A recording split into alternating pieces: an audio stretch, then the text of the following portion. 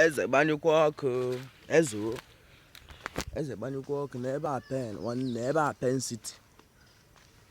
nwanne men na-agụdụ n'abalị ha sara I swear men pen kashala eze iwerukwa gaiman na ịgakwa diamond ị nwere na account na Nigeria ihe based on the situation nọ n'obodo a nwanne m nwere gị ma mmịa ahụkwala gị eze diamond nyere mma ipu ụlọ ịdọwe n'ụlọ gị iwe wee sị nwadị iji mere wee pilo orukwele gị iji eme invest jee zụsara ala ọkwa ego ụkọ mbọọlụ iwe were gị rekwa ejikwa ego emere ihe nwanne kọndishọn n'obodo a nwanne a ga-ewere ego go nweta ihe ị ga-eme onye ka ị ga-aga kwuru nga gọọmenti were lọ ihe ị ga-akpọ ụlọ ya ka ị ga-akpọ onye obodo a na-enweghị lọ eze da millions and billions dọrọ na nza ekwela akọla gị epio wele ọrụ dị ise